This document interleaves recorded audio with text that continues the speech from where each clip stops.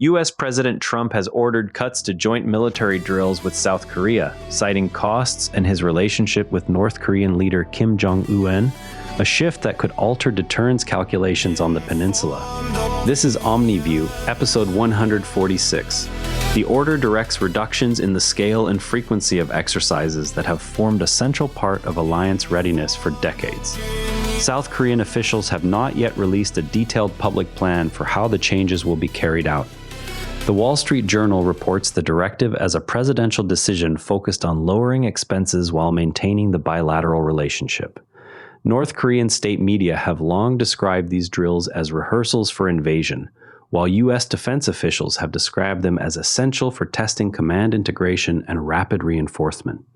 The shared factual ground is that the exercises involve coordinated troop movements and scenario planning.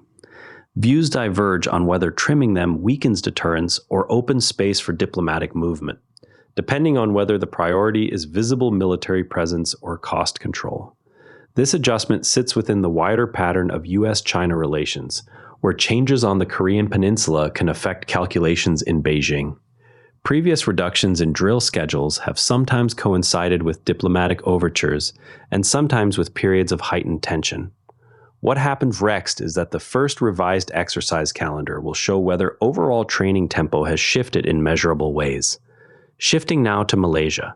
Malaysia's Democratic Action Party voted to remain inside the ruling coalition, easing immediate pressure on Prime Minister Anwar Ibrahim.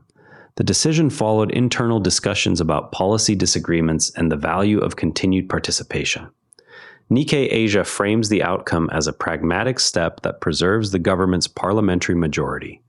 Opposition voices inside Malaysia have argued that staying in the coalition limits the party's leverage to push for stronger reforms on governance and economic equity. The undisputed fact is that the party's continued presence keeps the coalition intact.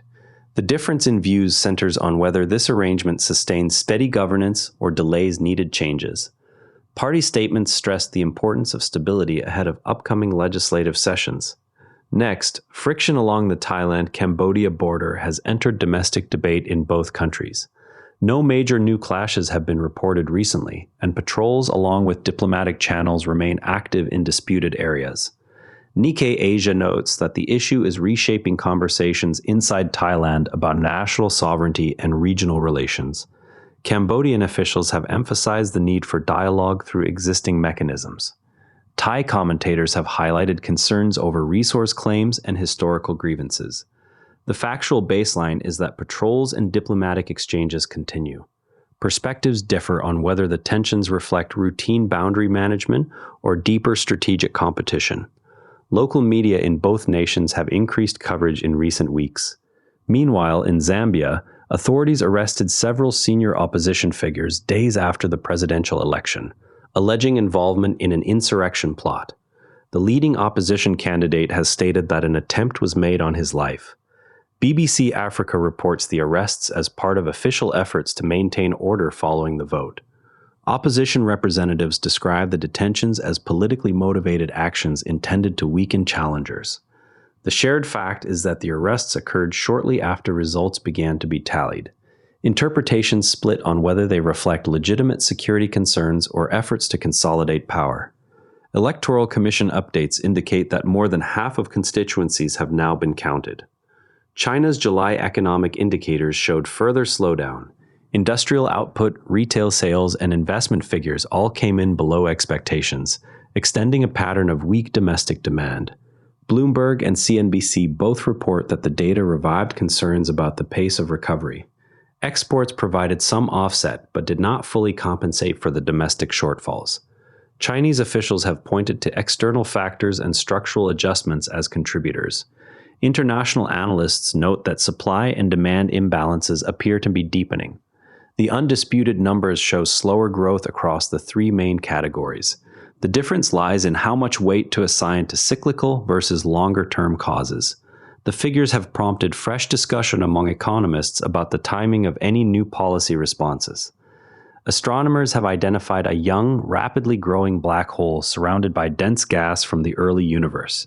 The object offers new clues about mysterious early sources previously observed as red dots by recent telescopes.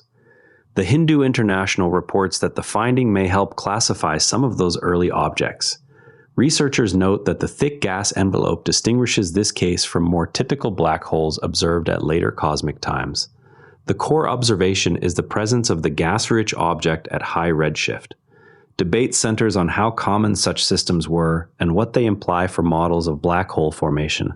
Further analysis of similar detections is expected in coming months. Now, some progress worth knowing about.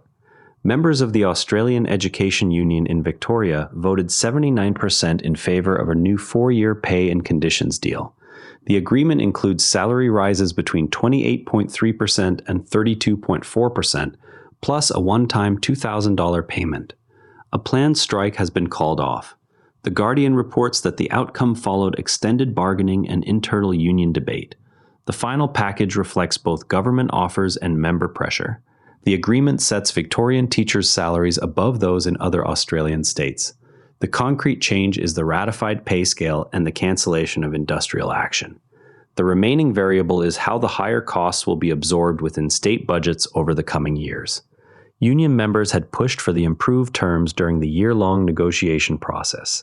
To really understand the lead story, most coverage treats joint drills as simple training events. Yet they serve as a calibrated signal within a formal alliance structure. Under the Mutual Defense Treaty, the United States stations roughly 28,500 troops in South Korea. The exercises test command integration, logistics, and rapid reinforcement plans that would activate if North Korea initiated major hostilities. The scale and frequency of drills have varied with political leadership in both capitals. Reductions have sometimes been paired with diplomatic outreach. Increases have been used to reaffirm commitment during periods of tension. Because the exercises are publicly observable, they also shape North Korean threat assessments and South Korean domestic confidence in the security guarantee. When reports mention cost savings or personal diplomacy as reasons for change, readers can assess whether the adjustment alters the underlying reinforcement timetable or merely trims visible elements. A useful check is to compare the next announced exercise schedule against the previous year's calendar to see whether the overall training tempo has shifted in measurable ways.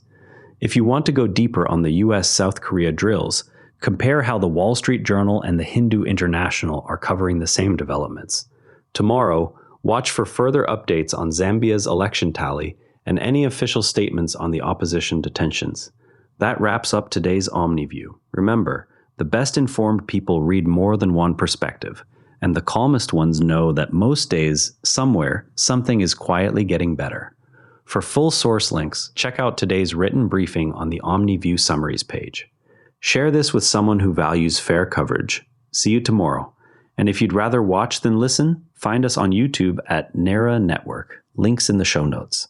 Quick tip from the network, try the Do Positive Pod next. Good news in science and tech, plus one concrete action you can take. Every NARA Network show is free at naranetwork.com. The age of AI puts real builders on the phone with an AI host. Apply at naranetwork.com/ageofai. Apply. This episode used AI voice synthesis of my voice. Editorial selection and analysis are my own.